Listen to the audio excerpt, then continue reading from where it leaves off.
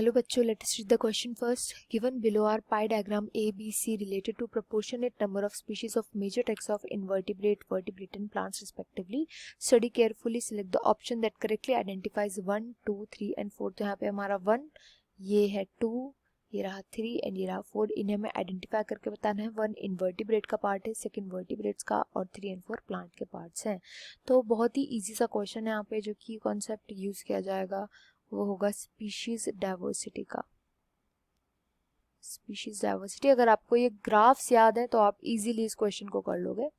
अच्छा, इस क्वेश्चन में हम सबसे पहले प्लांट से स्टार्ट करेंगे. तो प्लांट्स के अगर हम देखेंगे तो सबसे ज़्यादा जो डाइवर्सिटी प्रेजेंट होती है वो फंजाई की प्रेजेंट होती है. एंड देन फंजाई के बाद आता है एंजियोस्पर्म्स. फंजाई के बाद आएंगे एंजियोस्पर्म्स. तो यहाँ पे क्लियरली जो ये हमारे पास प्लांट्स वाला जो हमारे पास ये पाई बना हुआ है, इसमें जो ज़्यादा अमाउंट है वो थर्ड की दिख रही है और जो कम अमाउंट है वो फोर्थ की है. तो थर्ड जो है ना वो फंजाई हो जाएगा एंड फोर्थ जो होगा वो एंजियोस्पर्म हो जाएगा. ये तो हमें पता चल गया. अब अगर हम अपने ऑप्शंस में देखें तो देखो फंजाई थर्ड पर और फोर्थ एंजियोस्पर्म ना 3 पर है. तो फर्स्ट सेकंड में भी है और फोर्थ फर्स्ट में भी है, थर्ड में भी और फोर्थ ऑप्शन, तीनों ऑप्शन में है. तो ये तीनों ऑप्शन में से कोई भी हमारा राइट आंसर हो सकता है. अगर हम first, third and fourth option को देखें तो देखो फोर्थ में ना फर्स्ट पे टेरिडोफाइट दिया है. क्या टेरिडोफाइट एक इन्वर्टिब्रेट है? टेरिडोफाइट एक इन्वर्टिब्रेट तो नहीं है. तो हमारा फोर्थ ऑप्शन हट चुका है. तो हमारे पास जो फाइनल ऑप्शन बचा है वो है फर्स्ट और थर्ड.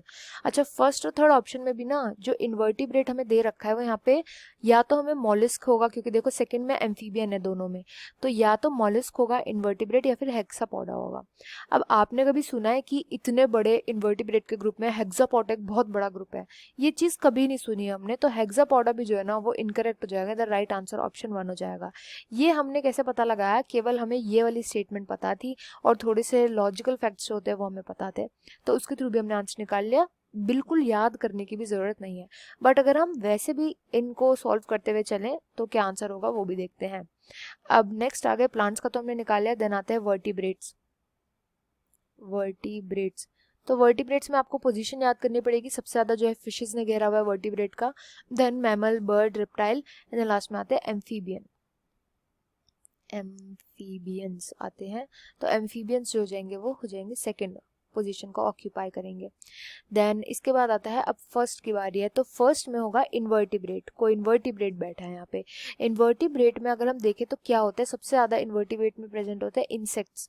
तो जो ये वाला पोर्शन है, ये वाला, ये पूरा इंसेक्ट्स का पोर्शन है.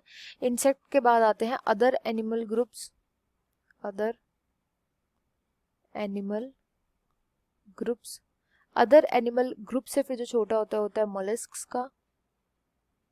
एंड देन जो सबसे छोटा होता है क्रस्टेशियंस का.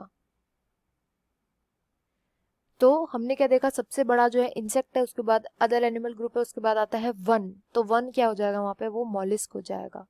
वन जो है वो मॉलिस्क हो गया. तो ऐसे भी हमारा राइट आंसर आ गया option 1. I hope you understood well. Best of luck and thank you.